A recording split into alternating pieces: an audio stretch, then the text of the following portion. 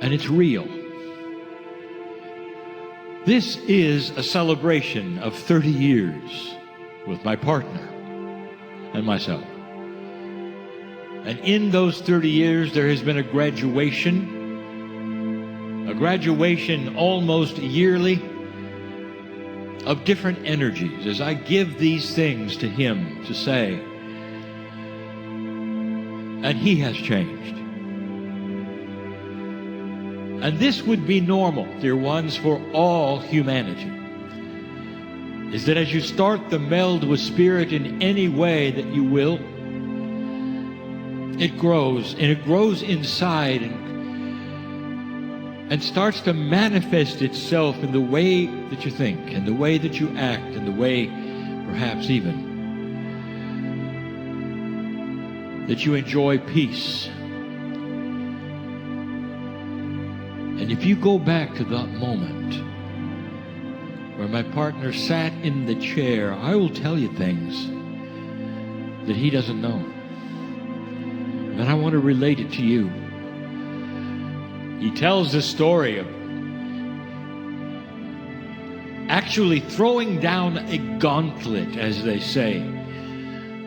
And he did. The engineer that he was, with a mind that is so different than today, was skeptical in every single way. But he had a puzzle to solve. And indeed, he took the chair, and indeed, he said to the chair, "Are you real?" Meaning, Cryon, are you there? Or are you something that he just heard about, or perhaps a mythology, or something else that he couldn't identify? He didn't know invisible things. He was not versed in metaphysics. He didn't know anything even existed that was multidimensional past his reality. And his reality spoke loud and says, "Are you real? Are you not real?" And I want you to take a look at this, because this is the model.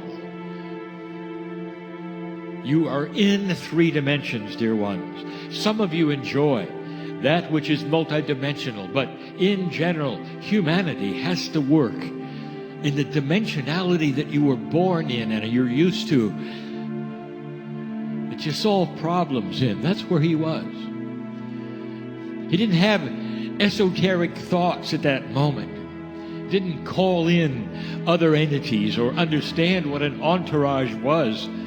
It was the human in doubt that threw the gauntlet down and said, "If you're there, show up. I'll sit in the chair. You show up." And I'll tell you what was there that he didn't see. It was all around him. It was the next 30 years. In the field, it was known of the potentials of what would happen, of the messages of the love, of the life changes, of a multidimensionality that would simply explode into enlightenment, as they say, for so many, including him. And around him in that chair, in that place, in that room, was the entourage. The entourage showed up because they knew that when he was filled with the feelings that he would be filled with, he couldn't explain them. I'll tell you, there was cheering that day. And the cheering wasn't because of what he did. The cheering was what he allowed. With permission, he actually said to Spirit, "If you're there, show me." It was permission to work with a human being, even at that level. Even with a totally logical brain, even with one who had no idea what he was asking for. He simply gave permission. And that is every one of you today. How many times have you done that? Spirit, are you real? Show me. tell you what happens. Sometimes it's immediate, sometimes it's not. But you'll get answers. Because what happens is you give permission. That's free choice. There are entourages for you, every single one of you, just like for my partner. It's known in the field. Can you think back to perhaps when you made some decisions? When you said, I believe there's more. That's when the spark occurs. The spark of solution, of delivery, of answers, because you said, okay, because you said I give permission. How many of you are aware that that's what you're doing? Some pray, please allow this, please allow that, please give me this, please give me that. Perhaps you should arrange that which you say differently to include yourself and the love that is there for you from God. I want you to allow for that instead of begging perhaps or feeling victimized and reaching up to God in some way and saying, help me. It's time to stand tall and say, I give permission for the healing that I came for today. You see, I know who's here. I know who's here. And that's the celebration, not of the 30 years. It's the celebration of who gets touched by truth. Can you do that? Those who listen later, I'm talking to you as well, but those who are in the chairs, as this conference begins with the beauty of the information to come in these days, of what you're going to see and feel, the ahas that are here and present, this is a perfect time to give permission for solutions. Every single one of you. Every single one, as you walk this planet, is not easy. There are things that you can have that are so much better than what you have right now. There are so many here who are afraid of the next thing, whatever it is. You're not comfortable yet with the fact that you own this time, dear Spirit. You can say, I own this time. I'm here on purpose. And in this time, I create peace for myself. I create peace for those around me. Because I have a light that's bright. I create healing for myself. And the healing that I have for myself will create more light. And those will see it who are around me. It's as simple as that.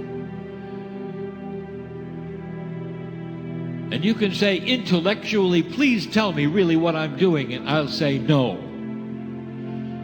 Because your intellect is not high enough to understand the multidimensionality of the love of God. It isn't. It just isn't. And you might say, well, my brain, I trust my brain. Why don't you start trusting your heart? How does it feel? Don't think your way into this, dear ones. I want you to feel it. Is it safe? Yes, it is. There has been no safer spot than this today, right now, for this. There's nothing here that will attach itself to you. That's not part of light. You don't have to chase away dark entities, dear ones, because they're not in this room. You hear that? They're not here because there's too much light. Too much light. And you get that with people of like mind who are in a confluence of coherence, who are all looking, perhaps right now, at the same thing for every one of you. It's time for a shift, for a change. A shift into beauty and peace, compassion, and a better night's sleep than you had last night. I know who's here.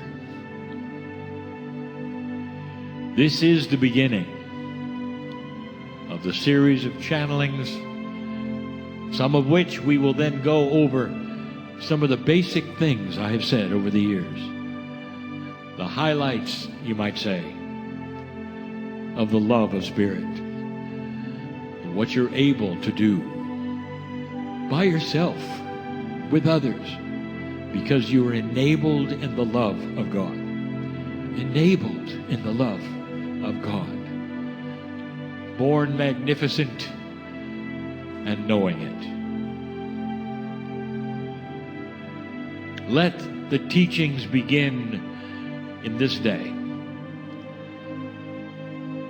And may you all leave this room differently than you came. And I'll say that again later. And so it is.